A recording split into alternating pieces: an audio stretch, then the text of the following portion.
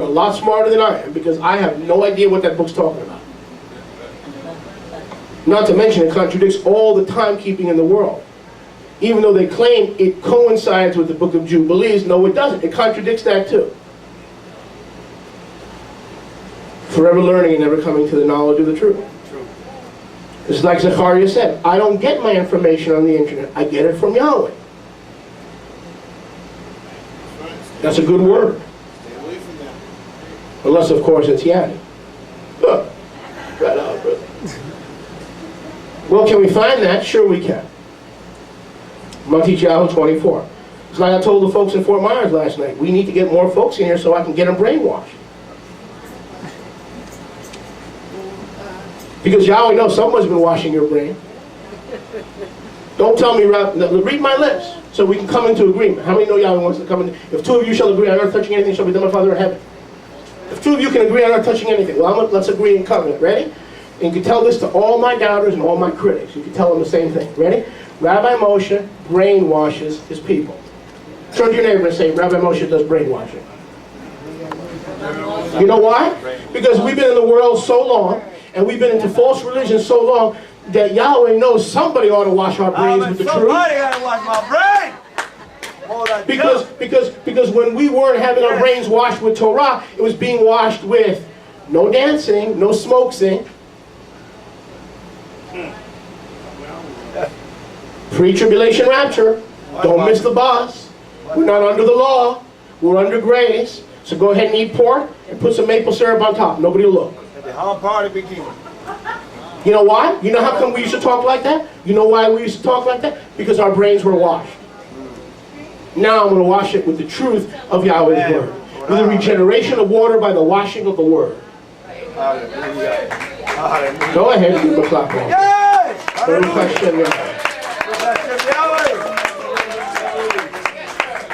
Todah rabah Yahweh. Now, look at Matthew Yahoo 24. That's right, the rumor is true. Yo soy culpado. Is that how you say it? Culpable. Culpable. Sounds like Pablo. Matthew Yahoo 24. Verse 22. Except the days are shortened, no flesh would survive the great tribulation.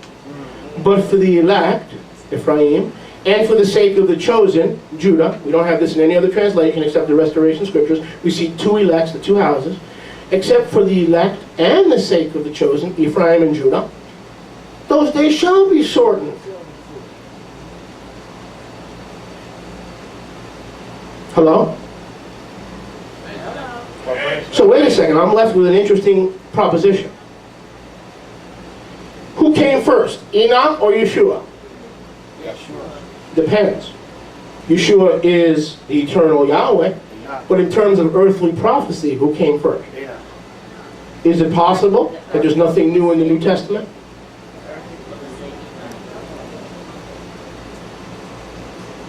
Is it possible Yeshua was reiterating the prophet Enoch to his Israelite disciples? Is it possible? I believe it is. That's exactly what Enoch said. How do we know Enoch said it? Barnava says Enoch said it. I don't need an internet epistle called Enoch that is like silly putty and jello that makes no sense. You could even forget about being Albert Einstein. You could own Einstein bagels and still can't figure out what the book of Enoch says.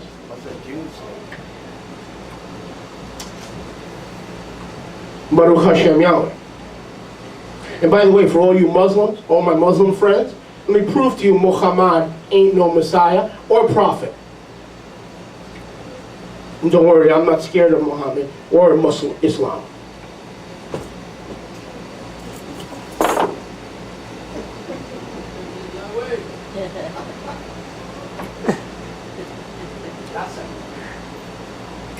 Here's a beautiful prophecy, goes over our heads. Verse 26. Therefore, if any religion says to you, yoo-hoo, he's in the desert, Mecca, Saudi Arabia, desert, anointed, an anointed one, another anointed one, a chosen one. If you got to go to Mecca or the desert of Arabia to find him, don't go. That's a warning against Islam.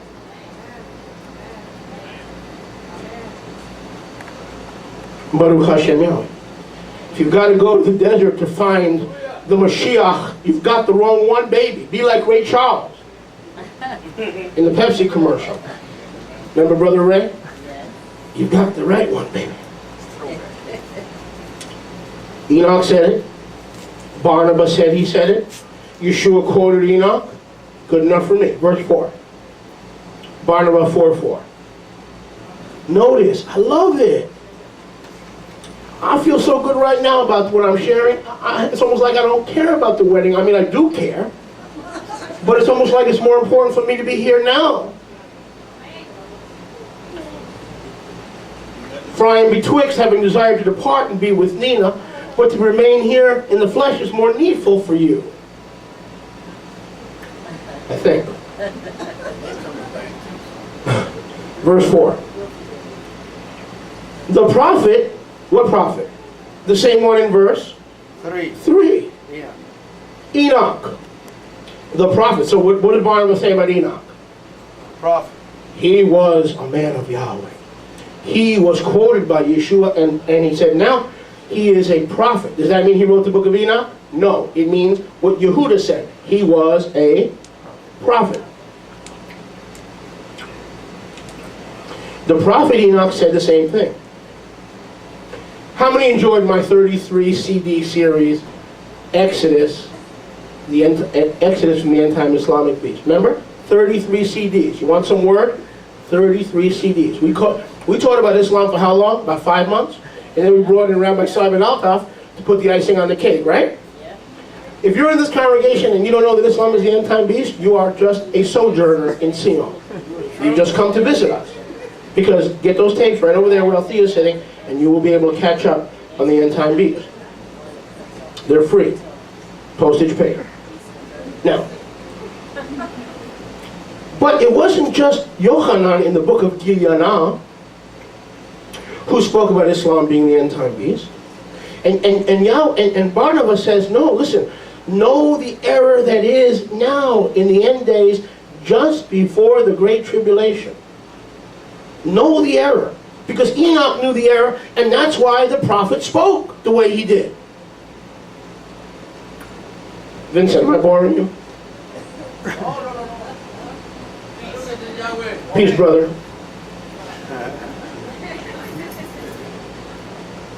Verse 4. 10 kingdoms shall reign upon the earth. Uh-oh. Psalm 83, 10 kingdoms, 10 horns, 7 heads, 10 horns. Those are the 10 Islamic nations in confederacy against Israel. You can see that in Psalm 83. 10 kingdoms will reign on the earth, various Islamic nations, all in confederacy against Yahweh and Yeshua and the people of Israel. Notice, and another, who said this? Did Rabbi Moshe say this? Enoch said it. Turn to your neighbor and say, Enoch said it. Enoch said it. Enoch said it. Now, what did Enoch say, the prophet? Enoch. He said, the 10 kingdoms will reign on the earth in the last days, before the time of tribulation, which will be cut short, for both houses, the redeemed remnant. And there will arise after these 10 Muslim nation confederacy, another little king, who will humble 3 of the kings under one.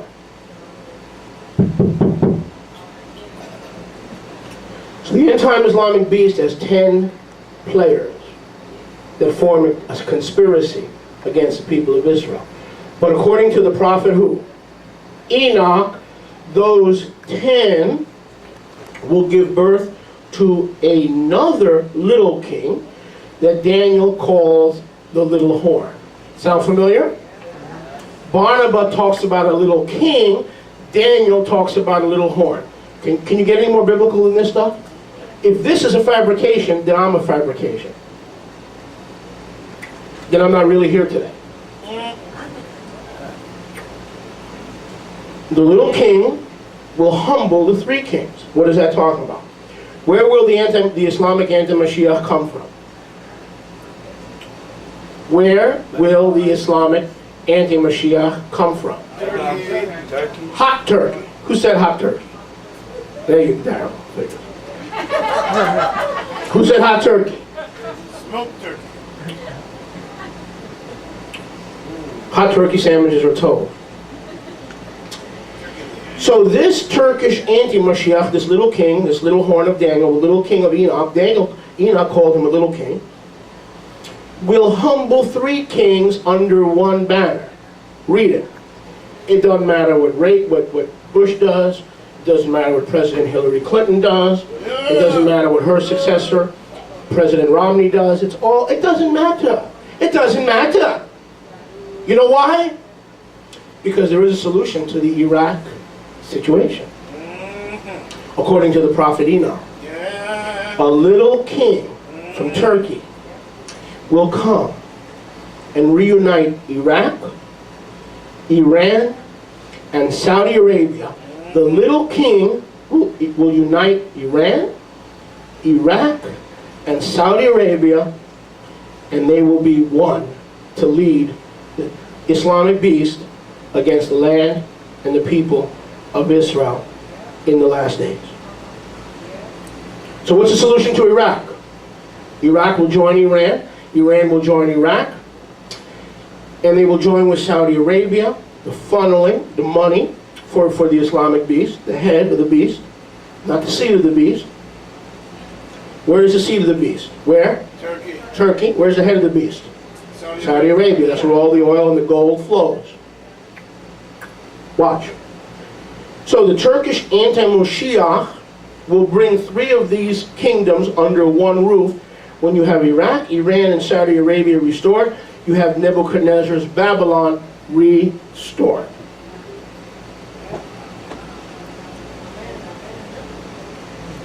That's what Enoch says. I don't care what the Republicans say. I don't care what the Democrats say. They won't be in Iraq. They won't be in Iran. They won't be in Saudi Arabia. They will be the Islamic Republic of the last days coming against the two houses of Israel. And don't you ever forget it. How can you forget it? It's on TV every night. How can you forget it? The problem with believers is we don't connect the dots. CNN talks about a bombing in Iraq. Fox News talks about a suicide, a bombing in Iran.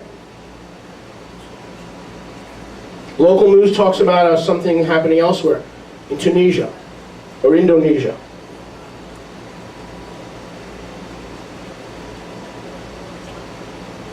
Brethren, you know perfectly well, 1 Thessalonians 5:1 and 2, that the day of Yahweh, Yom Yahweh, comes as a thief in the night, because they don't know who the beast is. They don't know the end time prophecies. They don't study the Bible. They don't study the book of Barnava.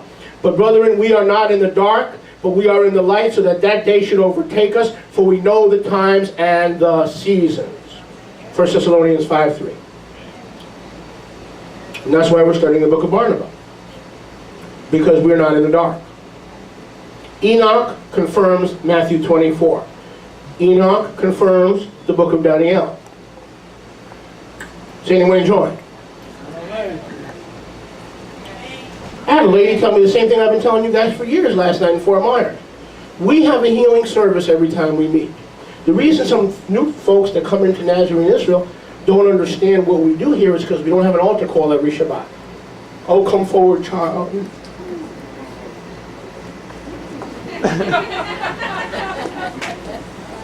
Como du plantis.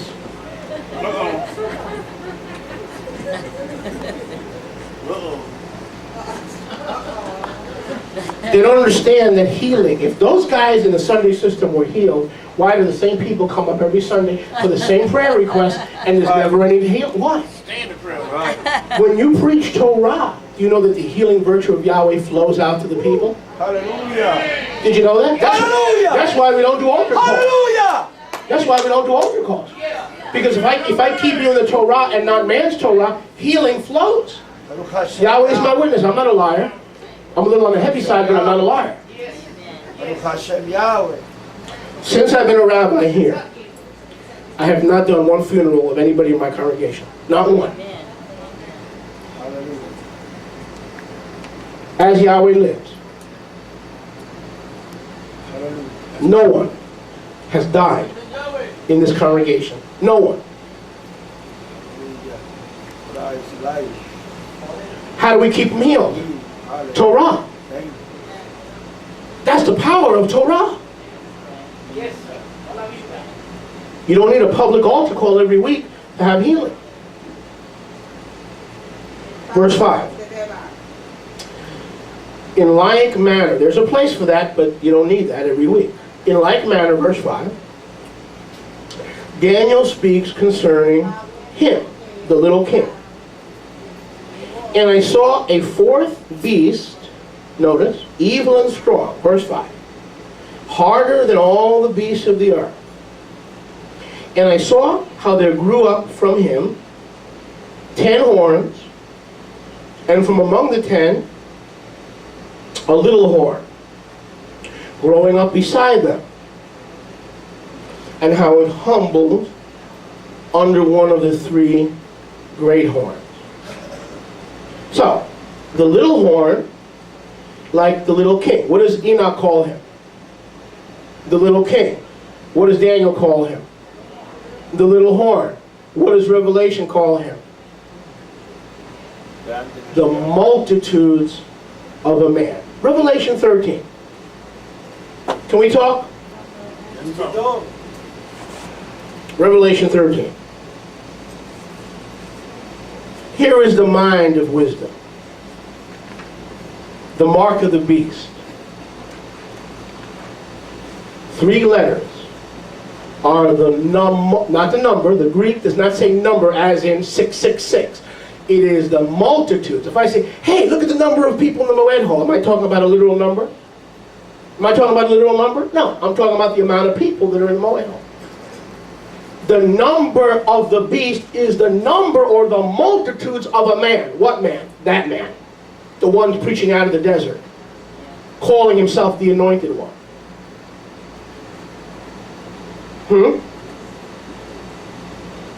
There's no 666.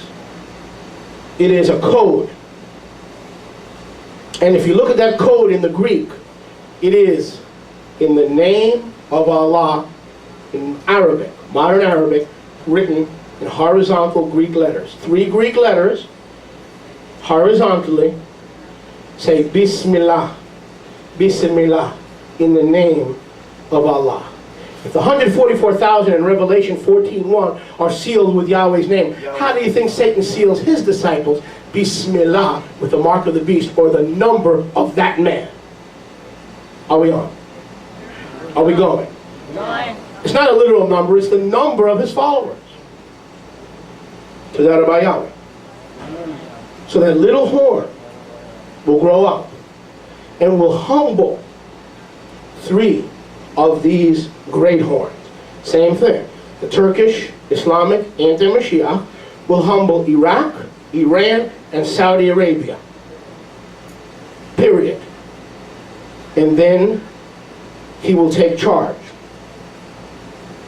The difference between the Shiites and the Sunnis, the Shiites believe in apostolic succession. They believe that the 12th Caliph was born as a baby, hidden in a cave, and ready to be revealed in the last time. That he's grown up, and he was born, they can't agree, some say he was born hundreds of years ago, others say he'll be born in the last generation. But the 12th Imam, the 12th Caliph, a direct descendant of the Prophet, let me change that, the Islamic Prophet, Muhammad, will be manifest to the world. And he will lead the Islamic Confederacy against Yahweh, Israel, Christians, and Jews. And he will lead them in the great battle to end all battles. And Islam calls that battle Gog and Magog. So guess what? Islam believes in Gog and Magog too, just like we do. Only problem is, we believe they're Gog, and they believe we're Gog. Gog, Gog, Gog. You can go Gaga with this stuff. So check that out, man. Check it out. Islam believes in the battle of Gog and Magog, and we thought that was our exclusive property. The only problem is they believe that we are Gog, and we know that they are Gog. Because Josephus says the land of Turkey, in what modern day Turkey, were known as the family of Magog. Southern Russia and Turkey. So this little horn, this little king Enoch spoke about, will come and subdue 3 great horns, Saudi Arabia, Iran, Iraq, and then we'll be able to march against the people of Zion. Is this amazing? Is this stuff amazing? So I don't know if the book of Enoch is true, but I do know Enoch was a prophet. That I know. Because Barnava said he was a prophet. Yehuda, Yeshua's half-brother, said Enoch was a prophet. And Enoch confirms Yeshua, and Enoch confirms Daniel.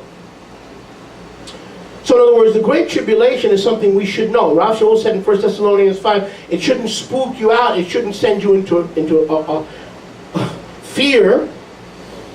You should know the beast is coming and that these 3 will become one, and this one will lead 10 horns against the people of Israel in the latter days. Am I boring you? I was hoping you'd say that. Verse 6. You are therefore to understand. I love it. Look at that. Barnava 4:6. You are there. How many have the epistle? How many have it? You do? Get a copy, please. Get a copy. Or share with your neighbor. You are therefore to understand these prophetic things. The pastor's heart, Barnabas' heart. The Levite, the Jewish pastor, who had a heart for Yahweh's people, that they wouldn't be deceived, that they would understand these end time things. And moreover, I ask this of you as being one among you, loving you especially and altogether, even above my own soul, that you should take heed to yourselves, and not be like certain other men, aiding sins, and saying that their covenant is also ours.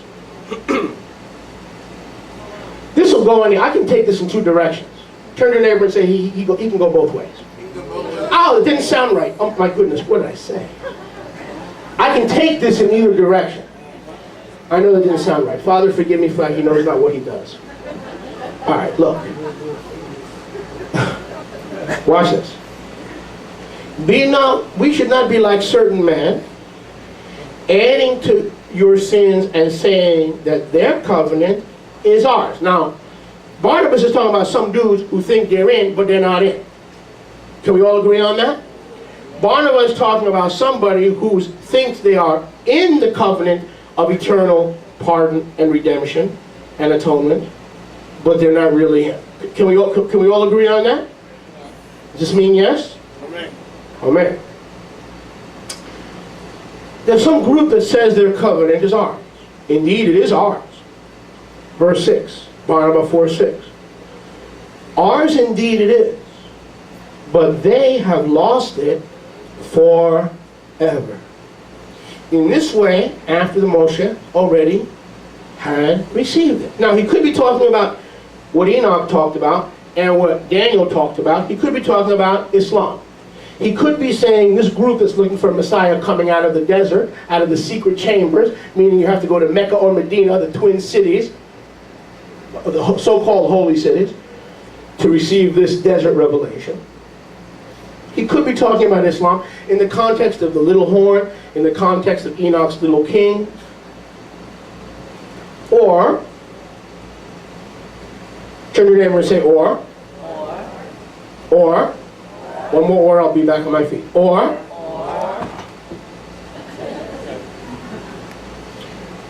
he could be talking about Judah, who thinks they got Moshe, but Moshe, without the blood of Yeshua, the greater Moshe, is a covenant that doesn't exist.